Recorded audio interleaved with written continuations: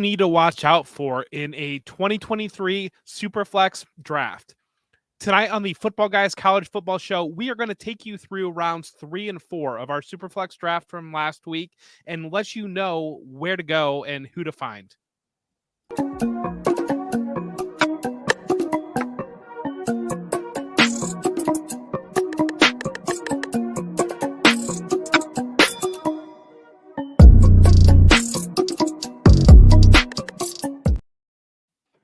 All right, let's go, guys. Welcome back. We did 2 rounds of a mock draft, 2023 mock draft. You can check that out on the channel, on the podcast, and all of that. Make sure you like and subscribe before you leave, and let us know what you thought about that. So we went to 2 rounds.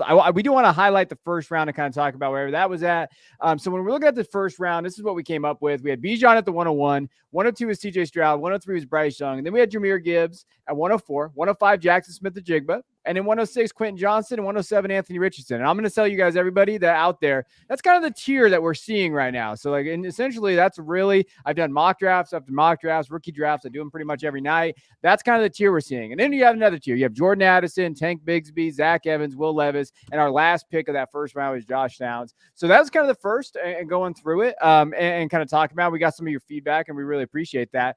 But now we're going to go through the 3rd and 4th round and start looking for sleepers, because everybody loves sleepers, right, Jeff? Everybody talks about sleepers out there, and then they can say they hit it, and then they get followers. That's what we're here for. And so we're going to be diving into that and going through that. But do you have any comments from last week's stuff, Jeff, or Christian, in terms of where the mock was at, anything we might have missed or anything that you liked?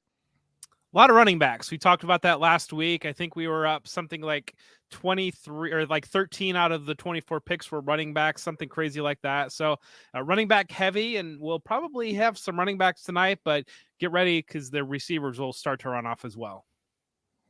Yeah, that's all I was gonna point out, is that we're gonna see a lot of variance from rounds 1 and 2 to rounds 3 and 4 and beyond. I think because this is where I'm comfortable taking shots on receivers personally, and I think you'll see that reflected here as we get through this. This is me and Christian's bread and butter. Wide receivers with third day draft capital that Jeff does not like. We love these dudes. Me and Christian will fight with these guys on Twitter while Jeff argues about JSN. Me and Christian be freaking fighting over Jaden Reed. That's what we do. That's our MO, and this is why it works. So let's jump into the 3rd round. I had the first pick of the 3rd round. I took Rashee Rice at a wide receiver at SMU. And when you're going over Rashee, I mean, I think that obviously he's an older prospect, but there's a lot of things he does well. I think he's pretty much where he's at as a receiver, though. So, like, when you're thinking about ceiling and upside, like when I look at just Rashee overall, 6'2", 203, senior. This last season, he had 96 catches, 1,300 yards, and 10 touchdowns. He looked really good. So really, in the 3rd round, I don't mind taking him here, but I don't expect anything huge out of him in terms of the prospect there. Jeff, what do you think about this?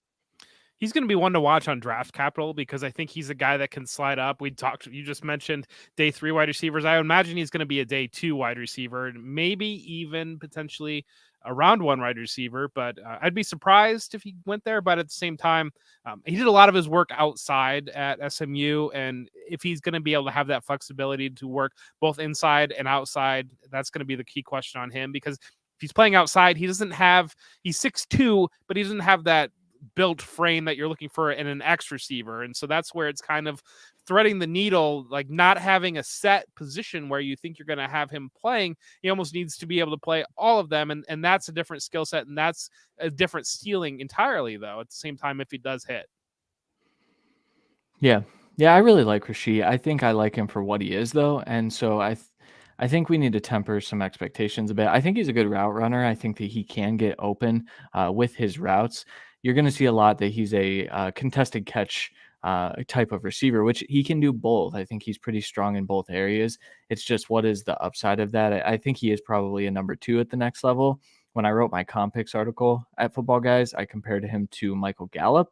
And I think that outside of, quitting on routes, I think that his game does mirror Michael Gallup's quite a bit. So I like this area for him too. I don't, this is one where you have to see the capital. I think he's going to end up falling in the 2nd or 3rd round to a team that just misses out on maybe their top guy in the 1st round.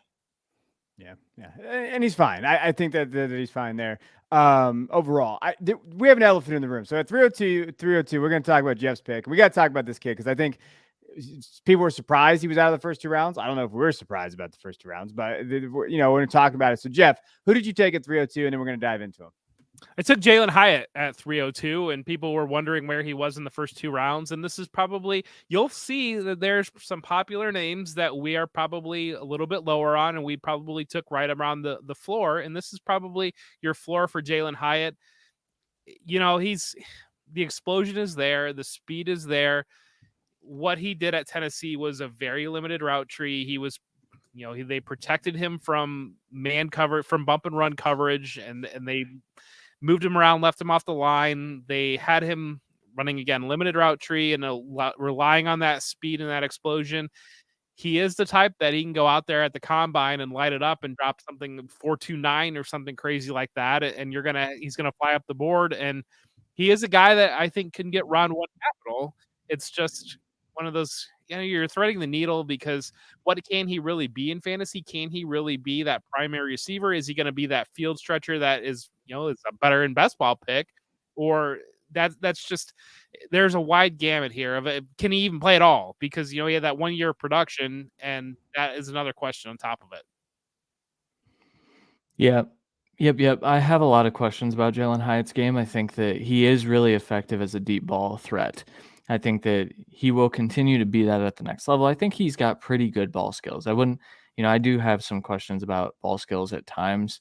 That said, some of his out-breaking stuff, some of his in-breaking stuff, I just don't see an explosive route runner on anything outside of go balls. And we've seen this profile before. We've seen the fast guy that really, if you look at where he succeeded at Tennessee, I don't want to put everything on blown coverage, because what Tennessee did was remarkable.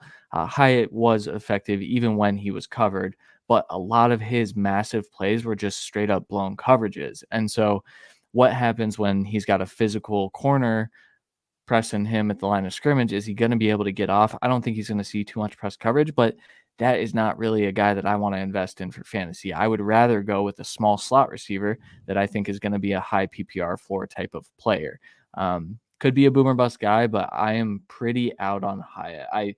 When we did this, we kind of talked about it in the moment, and I said, I'd still take a couple receivers, I think, before I really want to invest in Hyatt. To me, Hyatt is like so I've seen some comps like Will Fuller. And I got to go back and watch Will Fuller on college. I'll be honest. I don't remember in terms of like what he looked like, but I've seen that comp. I will say, like, when you're looking at the advanced stats, he ranks 32 or higher in every advanced stat. So like receiving grade, offensive grade, ADOT was wide receiver 23 on the year. Catch rate was wide receiver 15. So like you see that drop weight, he was actually really well. He didn't drop a lot of balls this year, but I think it's that one thing when we talk about like he had 1 good year of production. So what are you banking on? I think this is an interesting conversation in terms of like Marvin Mims. So we drafted Marvin Mims last year or last week into the mock. Like Marvin, when we look at, or did we? Yeah, I think we did. Oh no, he's coming up. Okay, so like Marvin Mims and these wide receivers, like Xavier Hutchinson, Parker Washington. Like when you're looking at where these guys are, even Rashee Rice. Like Rashee Rice has more of like that consistent production out of these guys, where Hyatt did not. But again, I will say this, and I don't know if Christian's watched it or not, but I watched tons of all 22 tape this weekend on Jalen Hyatt. The Alabama game, I watched that one.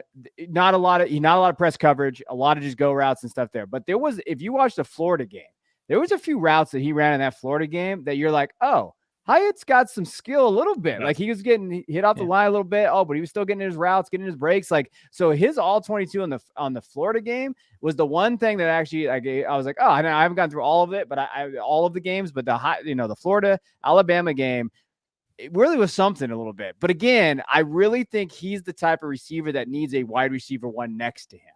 So where he gets drafted is the key. Because if he goes to a spot where he's going to be asked to do a little bit more than he probably can handle, like I think that's going to be kind of a mistake. And I don't think that you want to get this draft capital, because I see him going at 109 and 110 in some mocks. And that's way too high for me. Like that is too high. If he's going to the mid-second to early third like this, okay, take a shot on him. Maybe he's got that alpha next to him. He can kind of step in, kind of like Devonta has with AJ now, right? If we might see a Devonta Hyatt type situation last year where he was that guy, he couldn't do that. But maybe he'll be able to do that on a different roster. But that's my take. I don't know if Christian wants to argue. I know I'm a little higher on him than Christian is a little bit, but just based on those contexts.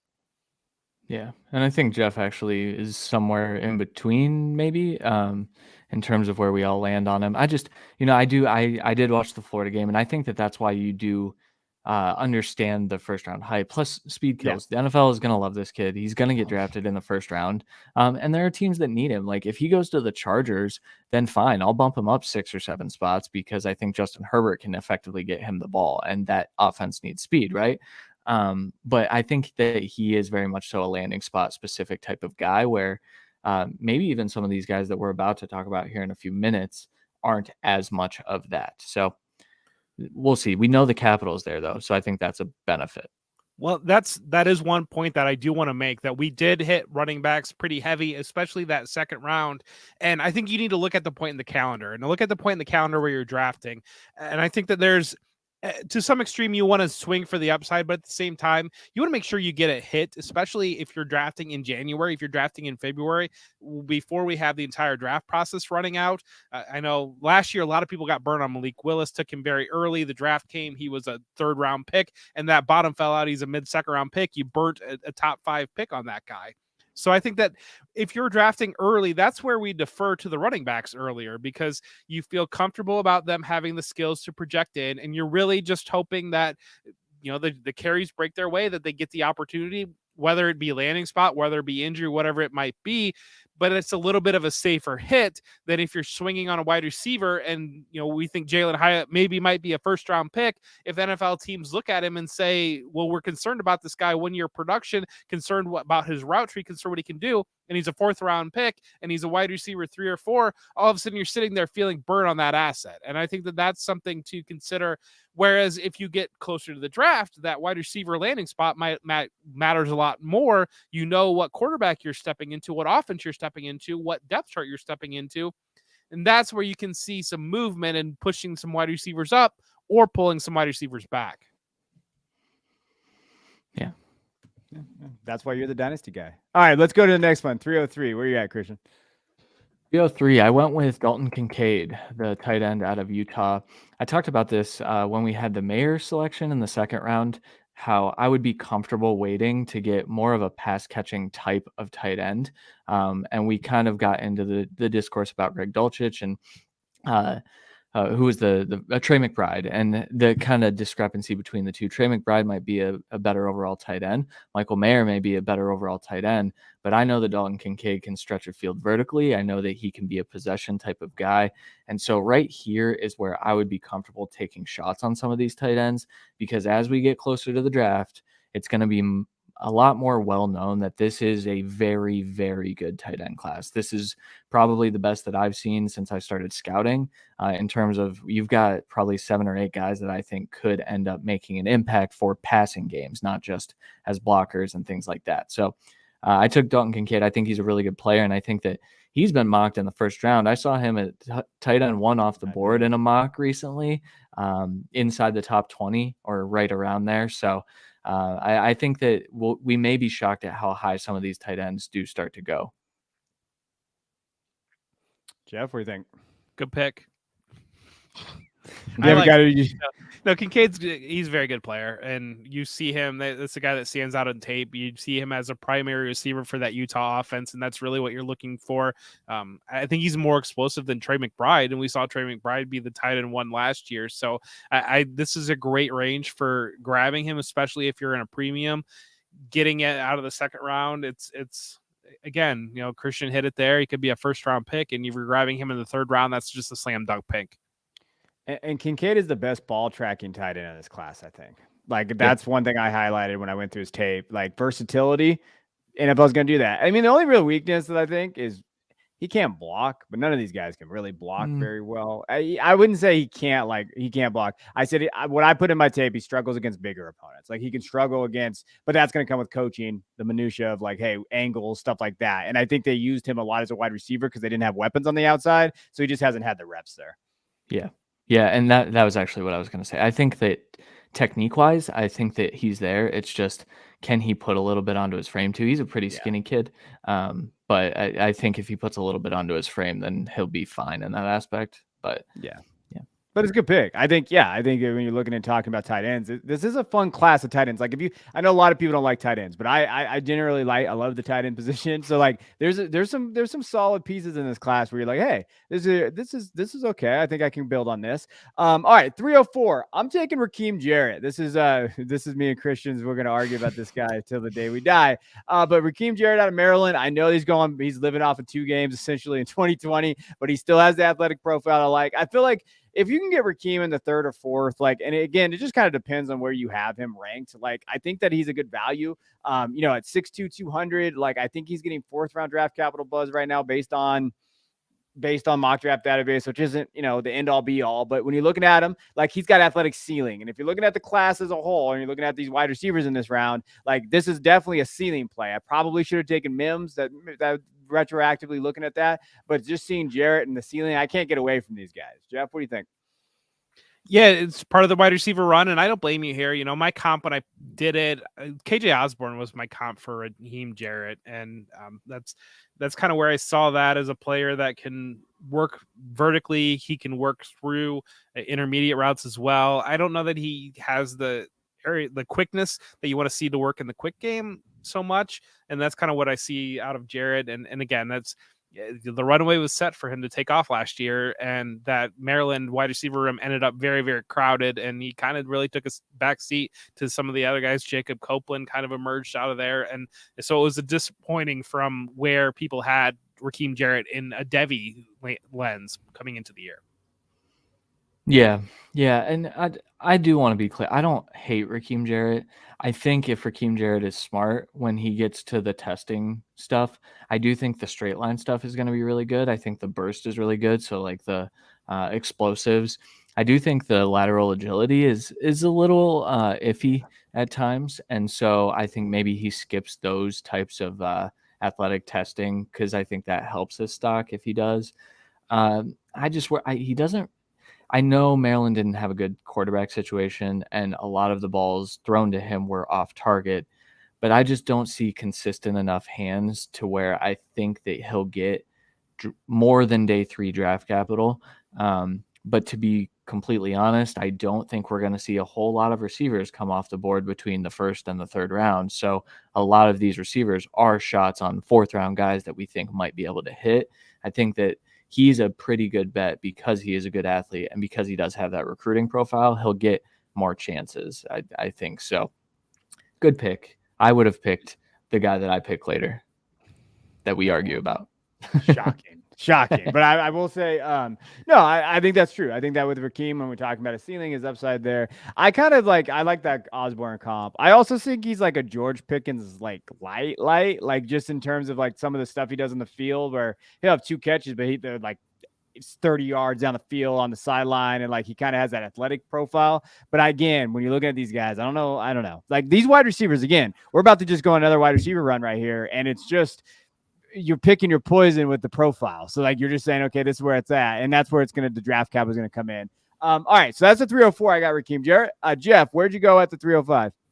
I took Parker Washington, and I don't know if I love that pick in retrospect, but at the time, looking at it as, I think he's a guy that I know what he's going to be, and I see the NFL, the way the NFL is moving, as a guy that can work out of the slot. He can work outside a little bit as well. He's got good hands. He's great hands, great ball skills. He's great in the quick game. He's made some plays down the field. And so if you're playing in a PPR format, I think that he's a guy that if he lands in the right situation, he can eat a lot in the PPR. And whereas I look at some of the other players, and if they're stuck outside and they need to grow to be inside, that's a little bit more concern, I think, on just the way that NFL offenses are moving, and guys like Amon-Ra St. Brown being featured in offenses and just accumulating those quick passes. And that's where I think Parker Washington can make an impact. Yep. I think Parker Washington did get better this year. So I came in super, super low on him heading into this year. And I think some of the things that he was able to do in big moments too, I think that when he was on the national stage, I think that he stepped up quite a bit. That said, once again, I'm not certain. He to me feels like if I had to project around and a player to a round and say I'm confident in that outside of first round guys. Like he feels like a third round pick that someone says, okay, now is the time to take Parker Washington. Like I did. Right. But I mean, in the NFL draft, like in the third round, I think some team is going to say that's what I need. And overall, like in intangible wise, I think that he's a good player to add to your team. So I think you're right that PPR ceiling is there and PPR floor is there. So it's a good pick. He just should have came back. He's just too inconsistent. I feel like he was inconsistent all season. But then you have Sean Clifford throwing your ball, so no wonder why you're inconsistent. You know what I mean? There's a lot of question marks on that offense, and so yeah, I don't hate this pick at all. I think it's just that's where these guys are at. So you're just doing that, right? So I like this next pick. Unfortunately, Christian made it. So Christian, who do you got? I went with Xavier Hutchinson, the wide receiver out of Iowa State. He's about 35 years old at this point, and I know that that's going to knock his profile a bit. He's a junior college transfer, came to Iowa State, and then put up good numbers. And when I went into evaluating him, I expected to not be super blown away. It's a Big 12 wide receiver. It's an Iowa State wide receiver.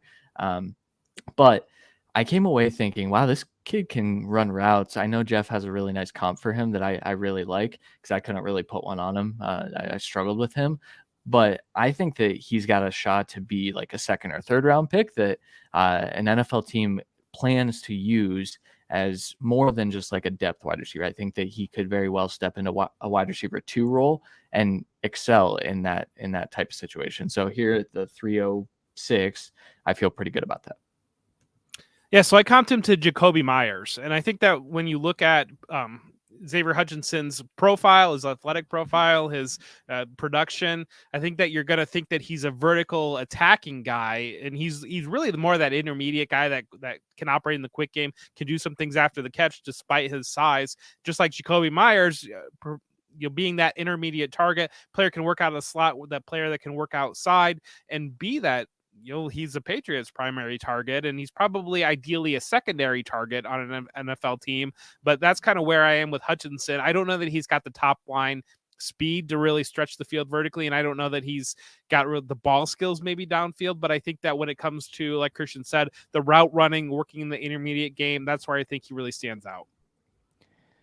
And for those of you that haven't watched him play, he had 8 catches in every game this year, 8 or more, except for the last game against TCU. He had 2, but he also had 10, 10, 10, 13, 11. Like he catches that. Your comp actually is really good. Like you should do this. You should do this for a living, Jeff. I really like it. It just fits. Like when you said it, I was like, oh shit, it is Jacoby. Like it is. It just is with him. Like, and what he was able to do. And he did not have good quarterback plays last year. Hunter Deckers really struggled, and so that offense struggled really bad. They didn't have the running backs either. And so I think I wish he would have came out last year. But if you can get him in this area, like I think that's a good area there to get him. All right.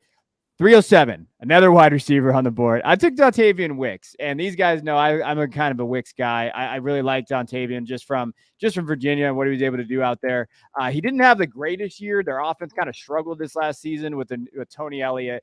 Shocked that a Clemson former offensive coordinator had a terrible offense. I am just shocked about that. He really highlighted last year. Previously, his sophomore season, he had 57 catches, 1,200 yards, and 9 touchdowns, and he really showed his breakaway ability. I think he the yak ability. I think he can get it on top of the defense. I do think he can play a little bit on the outside. I don't think it's that inconceivable. He's 6'2", 208. He's not a small guy. He maybe plays a little smaller than he is, but I think that he has good hands. Like I think he's a very just solid kid. So that third round, I'll take a shot at him where he's at. Jeff, what do we think about this guy? Good player. I trust your instincts. To be honest with you, I'm not to him yet. Okay. I haven't. I'm halfway through the wide receiver watch, and I'm working on writing all those guys up. So I have not gotten to Dontavian Wicks yet. I'm looking forward to diving in on it, and I know that you guys are both very high on him, and so I can't wait to see. But I haven't dug in deeply on him yet. Unacceptable, Jay. Oh, yeah. No, I'm kidding. There's so many wide receivers in this draft. It's crazy. There's a lot. Jeff, what are you writing him up for? No, I'm just kidding. Dontavian, to me, I get worried that like I see a lot of De'Ami Brown and the things that I really liked about De'Ami Brown's game. And so I guess when I consider that, I get nervous, but I think Wicks is one of those guys that like once again, pretty similar to Hutchinson, where you can come in, you can be a wide receiver too, you can be part of an offense. I think he's got reliable hands, and I think his releases are some of the better in the class. They pressed him a ton in 2021, and he was able to beat press because he has a variety of release packages or releases in his release package. So I like him. I'm a little lower on him now than I was before, and most of that is due to just the lack of production, and it's tough because, like you said, Tony Elliott's fault for sure. But yeah, he's a good player. I think he's a Senior Bowl guy, so we're gonna get to see him soon. So, yep. All right, Jeff ruined our draft at the 308. He took a running back. So, what running back did you take here? I took Chase Brown at the 308, and I think when you look at Chase Brown, its production is a big part of it. I think the athleticism is probably there as well, and so I start to, as we move into the end of the third round, into the fourth round, I don't want to take a wide receiver in the fourth round, and I don't like taking them at the end of the third round. And I think the reality of it is what you're seeing in the early part of this third round here is half these receivers will get pushed up into the mid-second round because they get capital and they get the teams you like, and half these guys will get pushed back. But I'm kind of at the range now where I like to grab running backs, and I think that Chase Brown is a player that can profile as to be part of an NFL committee to work through a backfield. And I think that maybe the upside is there that he could be the lead guy in a committee if he shows that athleticism that he does have and that production profile does carry over to the NFL. Yeah. I don't really like Chase Brown, so I'll let Kevin talk. When I watched this film, I thought I get the buzz. There's a chance that he's one of the 20 running backs taken in the first 3 rounds. It seems like that's where we're headed. I also can see a team being a little skeptical that he's been productive, but he is an older prospect, and I wonder if that works against him with all these young guys.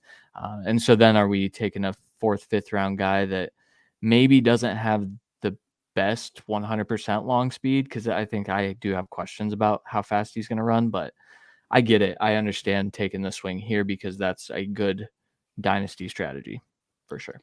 I think maybe this is an opportunity. Christian, you're dialed into the draft better than we are and these prospects. Maybe talk about right now an older prospect versus a younger prospect. I know teams like the Browns are not going to touch. They will not touch older prospects, and I think other teams don't really care all that much. They're just looking for good players, and I don't know if this is a good opportunity to maybe dive into that just for real quick. Yeah, I think it really boils down to there are a ton of teams now with the influence of analytics and what that looks like that have age thresholds for each position.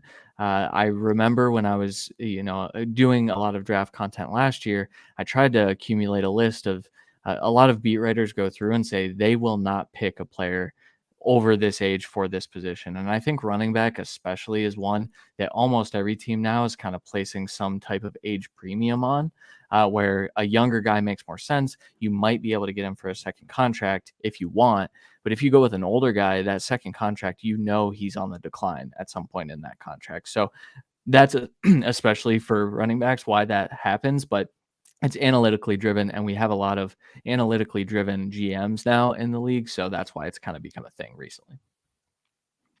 Well, I mean, Chase has been in school since 2018, so that is part of this profile. Like, he played at Western Michigan, transferred to Illinois. He did the whole sitting out thing and everything there. So he's been around. Like, he could have came back too because of COVID, but he didn't. So you're talking about a very, like, of those guys, like Mo Ibrahim, like all those different guys that you talk about when you're looking at, like, those older kind of running backs.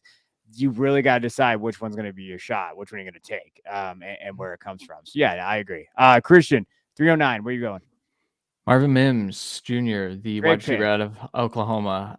Marvin Mims is one of the most underrated players in this draft class currently. People will come back around. I don't think what I've gathered is not many people watched Oklahoma this year. I think fair. With Lincoln Riley leaving. Fair. Yeah, honestly. But like Eric Gray, where, he's a good value right now. Marvin Mims is too. Yeah. I think Marvin Mims' profile, he's a good deep threat. I think that he will be utilized in that fashion. I also think he's a good yak player. He's currently inside my top 10 wide receivers. And so he will not be here in most of your drafts, I think, after he gets draft capital. He's also just a side note, one of the most decorated high school wide receivers of all time. I think in Texas, I was doing for the background for one of the Comp Picks articles, and I saw his name atop the leaderboard of a ton of high school records. So very good player. And I think some team's going to take a shot at day 2.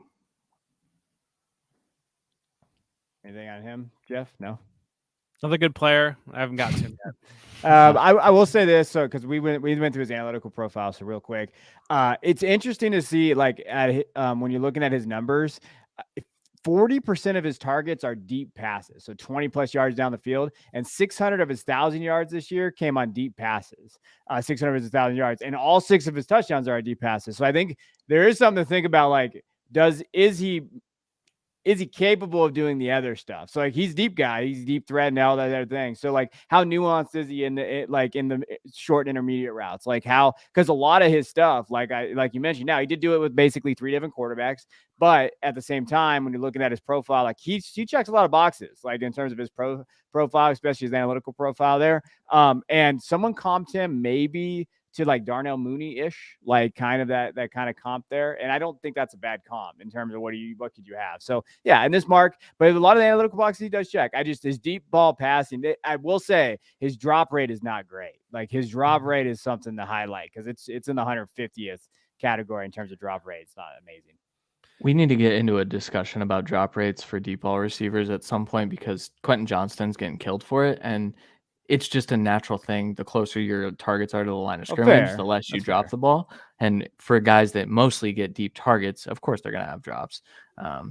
Granted, Quentin Johnston had some like wide open drops. Marvin Mims did too. So like it's valid, but like I think that's a conversation worth having down the road. That's true. And then how do they chart those things too? Like, cause some of it could just be a bad throw. Maybe it's like they got their fingertips on it, stuff like that. All right, let me jump over to mine. So when you're looking at there, I went another wide receiver here at 310. I took Nathaniel Dell, smaller guy out of Houston, 5'10", 165. He was a redshirt junior this year. He had 1,300 yards, 17 touchdowns on the year, explosive player. I like him. I see some scout guys laughing about him a little bit because I think his size worries people a little bit, but he plays a little bit bigger than what he is. I thought he did very well in that Houston offense when you look what he's able to do over the middle. Like he did yak ability, those type of things. And again, if I can get him in the late 3rd, I'll take a shot, I guess, on this guy at this point. All right. But Christian, what do you think of Dell? Well, the same draft analysts laughing at his size are putting Devin and Chain in their top 10 or top 5 running back. So I don't really get that. But I will say Tank Dell works blind spots better than anyone in the class, arguably. I think you can make an argument that he is the best route runner in this class, and that's why he gets open. And I think, Jeff, you put a video out where you said Tank looks like he looks like a guy that shouldn't be fast, and then he just keeps getting further away from the defense, right? Yeah, I said he's one of those guys that as you watch him, it doesn't look like he's moving that quickly, but the defense keeps getting further and further away from him. And yeah, it's just that the size I think is valid concern, but at the same time, he's a guy that he can attack vertically and he can work out of the slot. And those are 2 things that I'm looking for. That when I'm looking for the upside, the profile on a receiver, my concern is as much as his game is yak ability, is that something that's going to translate? Because that is he going to be able to power through tackles? Is he going to be a guy that, yes, he can get open, but what's he going to be able to do after the catch? I think is a fair concern because a lot of his college production came after the catch. He's a better prospect than Tutu Atwell was, and Tutu got drafted in the 2nd round. So I just want to throw that out there too. Yeah. It just takes one team. Tiny boys. It takes one team, and just I takes think one. That, my comp for him was Calvin Austin, Memphis receiver that went in the 4th round last year, and a lot of people fell in love with him. And that was another guy that I think when people see that size and they think that a player is one type of player, but they're able to do more things than what you realize. Yeah, I think he's a better prospect than Calvin Austin was too. I think so too. I like Dell. I really like Dell. Dell's one of my favorites. All right, let's go over. You took a running back that I don't know. He was getting cool vibes, Jeff, until Spears came along. But what do you got at 311? So I went with Dwayne McBride at 311, and that's a back that he's got the size that I think that you want to see out of a back, and it's just going to be. it's just sifting through these backs and taking shots on them, especially late, especially this early in the game, grabbing guys that can work, and that can get you burned. Last year there were a handful of guys. Tyler Batty was a guy last year that people were high on. I was high on, and that didn't work out. The kid from Oklahoma, Kennedy Brooks. Kennedy Brooks was a guy that people were high on last year, and that didn't work out. So we're in risk territory now. But I think that with the running back, it's just a little bit of safer bet on a player that if he lands on the depth chart, even if he's second on the depth chart, it takes one play and he's the starter and he's accumulating fantasy stats. A guy like Khalil Herbert is a guy that was an afterthought 2 years ago in drafts, and now he's one of the hotter. He could emerge now, and so I think that's just one of those that taking shots on guys, athletic backs, and hoping things work in your direction. Yeah, McBride runs with power. I think that's going to help him. I think some team's going to say, oh, if we need some first and second down work, he can be that guy. And I think I remember Mel Kiper had him in his top 5 running backs preseason. I don't know where he sits on him now, but good player. I just put, hey, he's going to like this frame. I think he has pretty good burst at the line of scrimmage for a player's size, but his lateral agility is not very good. So, you're not getting anything outside of that. When you watch him kind of run, you're like, oh, he's got to get downhill. If you get downhill, he's a problem. Kind of like Snoop Connor. Remember Snoop? Everybody loves Snoop, too. We're just throwing out these running backs that everybody dives into. He kind of reminds me of that frame of his. He's a little bigger, but just in terms of where he's at. All right, let's go over to the last pick in the third round. Christian, who do you got? Jayden Reed, the wide receiver out of Michigan State, the guy that I probably would have taken a while ago had I not realized that Marvin Mims was still sitting there. But Jayden Reed's a kid. Analytically, people are going to love him. He had I believe a freshman breakout, and then he kind of quieted down, went to Michigan State, and was very good last year. And then kind of it tempered down a little bit this year, but good route runner, can work from the slot, can work from the outside. He's going to be a really good athlete. I think he's going to run really fast. And so probably a 4th round pick that doesn't matter, but I'll take a swing here. Have you watched Jayden yet, Jeff? No, I have not. I'm halfway cool. through. You don't need to. It's all right. I'm just kidding. I don't want to. I'm just messing with Christian. I think he could. But Christian just said everything that we needed to say. I think he'd be okay. I don't hate Jayden at all. I actually kind of like him, but he was better last year than he was this year. Yeah, agreed. All right, let's dive into it. So, everybody's better than Jalen Naylor. Christian could strap up and go out there. I know you noticed I didn't say Jeff because me and Jeff's fat asses would die, but Christian's in good shape. He works at a gym. Sure. All right, so here's our board just to show you guys kind of the third round. Rashee Rice, Jalen Hyatt, Dalton Kincaid, Raheem Jarrett, Parker Washington, Xavier Hutchinson, Dotavian Wicks, Chase Brown, Marvin Mims, Tank Dell, DeRay McBride, and Jayden Reed. Now, we're going to go through the 4th round. It's going to be a little bit quicker just because 4th round players don't matter that much, but we're going to just kind of dive in and kind of talk about strategy. But real quick, I know we're getting to it. At 401, I took Luke Musgrave, Oregon State tight end. I like him much more than Christian does, but he's got the NFL pedigree. He's got, I think he's a very, very solid receiver. I think his blocking definitely needs a little bit of work there. He got knocked out in the Fresno State game this year and just never played again. But I do know that, looking at his profile, I'm pretty sure he's going to Senior Bowl. He's going to one of them. He's Shrine Bowl or Senior Bowl. Yeah, I think he's going to Senior Bowl. So you're going to see him there. You're going to see that production, but I'll take a shot on him tight end wise. I'll take him there. Jeff, what do you got at the 402? So I went Darnell Washington, and I don't know that he really profiles as a fantasy tight end, but at the same time, I think he's going to be a 1st round pick. And I think that when you're in the 4th round and you're grabbing a player that I think could be a 1st round pick, Jelani Woods comes to mind. And that's a guy that got pretty buzzy. I think that Darnell Washington has a slight bit of buzz on him that, you're drafting this early, you're kind of placing that chip, and you grab him in the 4th round. He goes in the 1st round. All of a sudden, you've got a highly appreciated asset, and you don't really particularly need to worry about, is he a fantasy tight end, because you can flip him off to somebody and you feel pretty good about yourself. Yeah. I like Darnell. Do you want me to go into 403 now, Kevin? Is that where we're at? Yeah, go ahead. A.T. Perry, the wide receiver from Wake Forest. I don't really know what this kid is. I was a lot higher on him in the summertime, which is crazy because I don't think that he got worse or I think the problem is he didn't get better, but I have questions about his hands. Jeff, what's your comp for him? A.T. Perry. God, You had a good one. Tim Patrick is my A.T. Perry. That's a good one. You're really good at this, Jeff. I'm so proud of you. You are the comp guy. I Jeff. wish I could be a big comp guy because you hit these things. You have a lot more experience watching football. It just comes to me pretty quickly when I watch a player, and it just kind of pops into my mind. Nice. Yeah. So that's pretty much it with A.T. Perry. I think there's a chance that he's drafted a little higher than people think. So we'll see.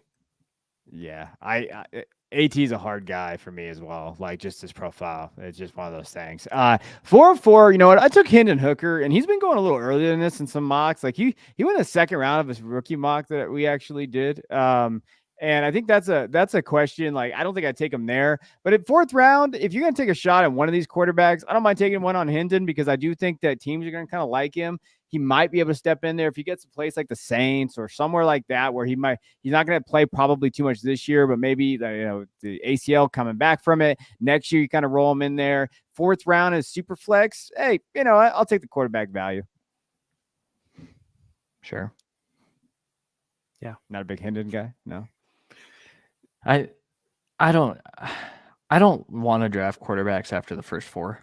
Is kind of like I do later here. But just the 4th round, I mean, I get it. I understand. I got multiple 4ths in this mock. Okay, Christian, I could take a shot on Hendon here. I got like 4-4-4s here. But I know I get what you're saying. Well, I do think it's an important lesson though, because if he gets that day 2 capital, then I think you're going to see him go in the 3rd round regularly, if not the 2nd round. And just thinking back on Davis Mills, and you had Davis Mills, and you felt like he hit after his rookie year, and people were kind of aggressive on valuation on him last summer, and then now you just got a dead asset kind of there. So if you do that, and it does kind of slightly look like he hits, then turn it into something else. I think, and it's just one of those that you're threading the needle so fine on actually hitting on a quarterback late. And I took a quarterback late as well. So I don't blame you there, but I got a little bit aggressive with mine.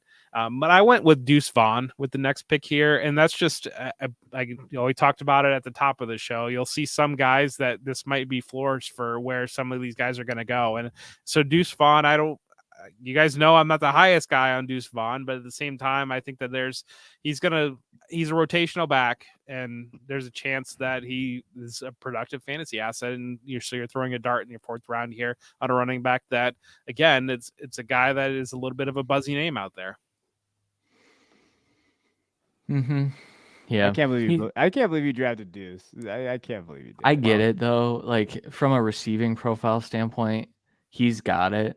And I've had a lot of conversations about Deuce. I really don't like his profile, and I'm not interested. But here in the 4th round, why not? I guess is what I would say. That's the theme of 4th round picks. Why not? Yeah, for sure. Speaking of why not, 406, I went with Jaron Hall, the quarterback out of BYU.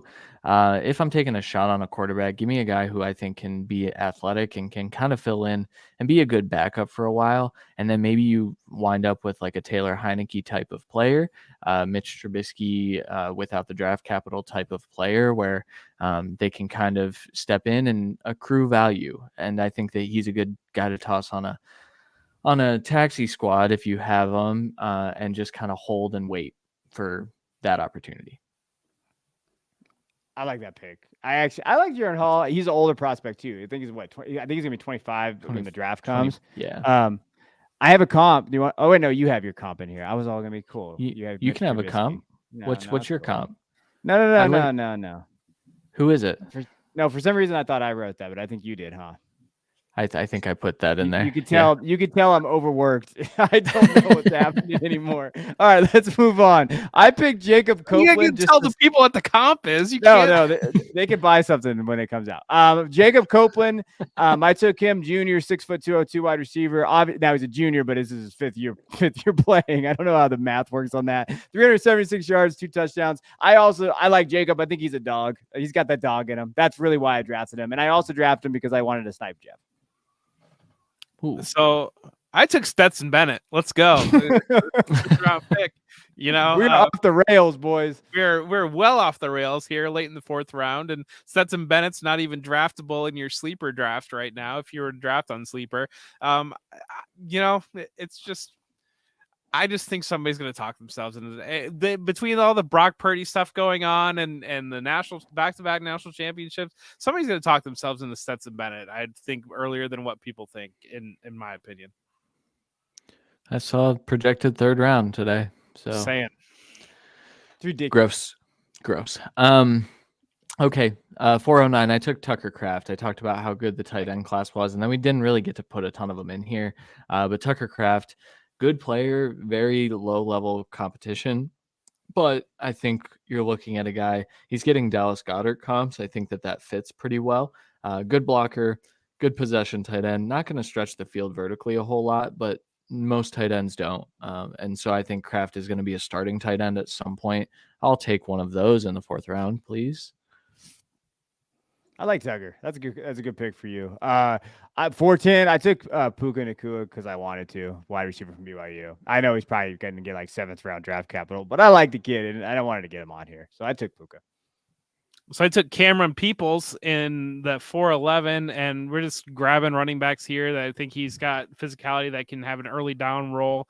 I don't know if he's got the athleticism to really translate to the NFL, and so this could be a burn asset, just like my love for Abram Smith last year. But I took Cameron Peoples late in the draft and just throwing a dart on a running back that might hit. Yep. And then I finished off the draft with Joseph Nagata, the kid out of Clemson. High recruiting pedigree and a guy that just never really put it all together there at Clemson. But I think the athletic traits are still there. And I think, it's kind of like Raheem Jarrett, except a whole round difference in terms of the athletic upside. So I'll take that 412. Hey, you might not be wrong about Abram Smith, Jeff. He got drafted overall number 1 in the XFL. I know that because I am the XFL guy. But no, I think that's our 4th round there. I like it. And Joseph Nagata, he just couldn't stay healthy. So if he can stay healthy, I think he's got talent. So that's not a bad shot there. I will say there's only 4 running backs taken in those 2 rounds. So when we're talking about like where the running backs went, it's the 2nd and 1st round. Like, so in considering where the running back landscape is, I just talked about it in my big board article for Footballguys when I wrote it. The dynasty running back landscape is getting kind of shifted and changed. And I think with the running backs that are in there, I think that's something to be aware of. And then you're basically taking wide receivers there. But if you don't fall into those first 4 quarterbacks either, like, you're probably out unless you really believe in Stetson Bennett. That's where it's at. Any final thoughts here, Jeff, before we move on to the games? I just have fun doing these things with you guys, and I appreciate that. Ditto. Yeah, I echo that. This got weird. All right, let's go over to the games, and we'll dive into it. We're gonna do a little bit. We're gonna bet with you guys a little bit. Talk about some games that we like. Unfortunately, my Cowboys lost, and Jeff's Bills lost, so we're depressed this week, but we're okay. My Bears have the 1st overall pick, which actually is more exciting than where you guys stand right now. So I got guess. Some dude tell it. Did you see that stupid? Okay, I'm sorry. I know Jeff's on a time crunch, but that idiot that said we should trade Dak Prescott for Michael Thomas and a 4th. Did you see that guy? I can't. I can't with offseason. I can't. I like that. Anymore. I like that trade. Okay, we're gonna do the Sportsbook Rundown. I don't really like this game anymore though. So I went 1-3. Kevin also went 1-3. Jeff went 2-2, and it's funny. He won basically because of his spite pick to make sure we didn't jinx the Bills, and then he got the Bengals right. I'm 2-8, and Kevin's 3-7, and Jeff is 5-5, and so we're gonna do better this week, I hope. And first one we're picking is the 49ers against the Eagles. The Eagles are 2.5-point favorites in this game. Kevin, where are you going? I'm gonna take the Eagles. Okay, Jeff. That line just feels too low to me. I'm taking the Eagles, and you win on a field goal. I just really like that line a lot. Not to mention a 2.5-point line at home is basically a push. Like they give home team 3 pretty much anyway. I'm taking the Eagles. I think the Eagles are very clearly the best team remaining. I think so too. And maybe we can stop talking about Brock Purdy for a bit, but probably not. Next game, Bengals down to 1-point favorites against the Chiefs. I think with the Mahomes is practicing news today, it was sitting at 2.5 for a second there, and now we're sitting at 1. Jeff, which way are you going in this game? I'm going to go with the Chiefs. I think, the Bengals have beat them 3 times in a row. I just think at Arrowhead, I think the Chiefs are, I think Eli Apple's talking a little bit too much, and he's afraid to talk about Patrick Mahomes. So he's talking about the team he beat instead of the team he's going to play. I understand that pick for sure. I think Joe Burrow is the Tom Brady. You know how Mahomes has been getting Brady comps and stuff. Even Madden did it. I think Burrow's the Brady and Mahomes is the Manning, and I think that Burrow is just going to continue to have Mahomes' number. So I'm going to go with the Bengals here. Kevin. I'm going to go with the Bengals as well. I think the Mahomes injury, if he's healthy, I'd probably pick the Chiefs, though. So I'll throw that out there, too. And that's all we're picking this week. Thank goodness. I can't do that bad this week. So I think the one pick that I won, I picked the 49ers, so I didn't jinx the Cowboys and as like a spoof pick. So don't tail me and Christian because we are doing not very good in this one. So definitely take the Chiefs. Mortgage payment. All right, let's go over to Prospect Poker. We're gonna be, we're doing well on this. So Christian is 4-0 on Prospect Poker. I am 3-1. Jeff is 2-2. So yeah, you suck. All right, so we're gonna be doing prop bets from the games this weekend and where we like. And I think are we gonna play poker? We are, yeah. Okay, just checking. I just wondering how the I'm just watching the show that I'm on. This is a fun show to be on. Just watching. If anybody's out there, we could use a production assistant. So yeah, just hit us up. It pays nothing. All right, let's jump over to the over. Christian, what do you like the over this week? Jalen Hurts over 242.5 passing yards. I know that the 49ers gave Dak Prescott issues, but the Eagles scheme should allow Hurts to excel. Those wide receivers make it a lot easier as well. All right, so we've got a 3 of clubs, a 6 of clubs, and a jack of clubs, and that would have been exciting to see all clubs before I turned it up, but Christian has a jack of hearts, so Christian has a pair of jacks right now.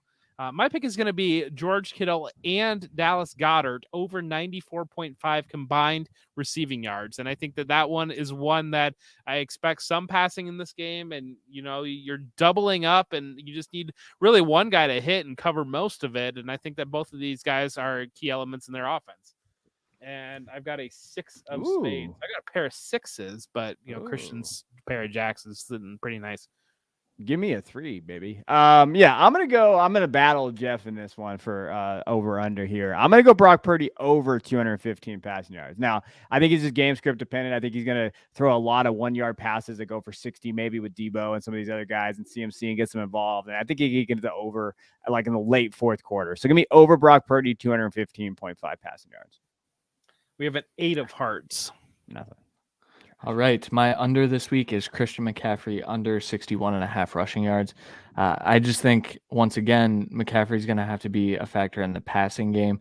This Eagles front is really difficult to play against, and I just don't know if the 49ers are going to move the ball to a point that they can just turn and hand to McCaffrey. A 10 of diamonds.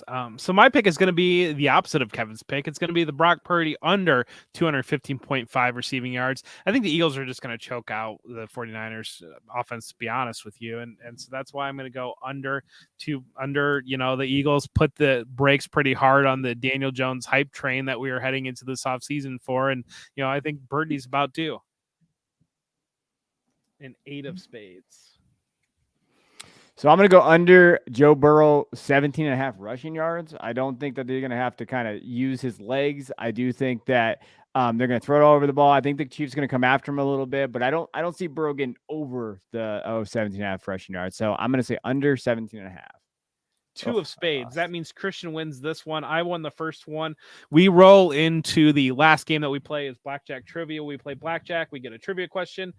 You get it right, you get a good outcome. You get it wrong, you get a bad outcome, whatever your hand is showing. So we're going to start it off here. Christian is going to lead us off with a 12, and Kevin is going to have, he had a king showing. He had a 13, and I have a 11. So that's fun. So All right. I have a trivia question for somebody. I think we'll ask Christian trivia question first. Christian, the 49ers and Eagles have played in the playoffs one time in the past. Can you name 2 quarterbacks that threw passes in that game?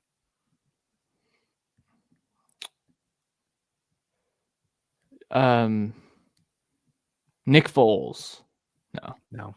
They were in the playoffs that year. It was Steve Young, and it was on the Eagle side. It was Ty Detmer started, and Mark Rippon also played in the game. So going back to the mid-90s. I busted. Had a good flip here, but you busted. That's a bummer. All right. I have a question for Kevin. So from the remaining 4 teams, what is the longest Super Bowl appearance drought among those 4 teams currently? The Chiefs. I Eagles, meant it is the Eagles. Also, I meant year-wise. Oh. But you got it wrong anyway. And it's only 6 years. All of these teams have been in the Super Bowl within the last 6 years. That's crazy to me. That's good. I'm trying to do it in my head. Organizations. A lot of good organizations. Don't praise the Eagles on this show, please. It's fair. You didn't bust, by the way. I don't have another question. Yeah, question for me. I got one. Let's Kevin a question. Okay, go ahead. All right, Kevin. One player has rushed for at least 25 touchdowns for both the 49ers and the Eagles. Can you name that player? For the 49ers and the Eagles. Can I phone a friend? Can I phone Harstad?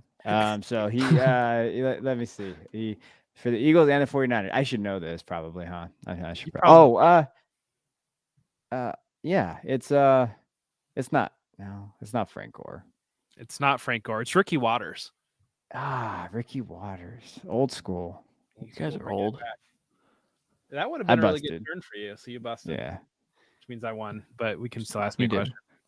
Yeah, Kevin. I have a fun thing. It's not really trivia, but it kind of is. I don't know if you guys know what Keep Trade Cut is, but it's a Dynasty outlet thing. And I want to know what you think, Jeff. Brock Purdy, is he getting valued higher or lower than Russell Wilson? Higher. Yes, higher. Yes. Stop the madness. 21. That means I finally won a show. I lost after I had a win streak going, but now it's all you, Jeff. So I get FaceTime, and that means I got to talk about whatever I want to talk about. And I want to talk about Josh Allen is, in fact, despite what people are saying, is a good quarterback. And I don't know what, people are very concerned about Josh Allen's turnovers and are sure that Brian Daboll just made him a figment of everybody's imagination. And without Brian Daboll, Josh Allen is bad now. And if you think Josh Allen's a bad quarterback, I disagree with you, and he's good. And we're still excited to have him as the Bills, contrary to popular belief. All right. I like that. I would have never thought we'd have a Josh Allen is not good rant on the show, but we are here. We are here for you. This is the content that you need. All right, we'll be back next week on January 31st, I think. We'll be back at 9 p.m. Eastern. I don't know if it's January then. Jeff did not update the show sheet, and when he doesn't do that, I can't do math. Until then, I'm Kevin Coleman. I'm Jeff Bell. And I'm Christian Williams, and you just watched the Football Guys College Football Show.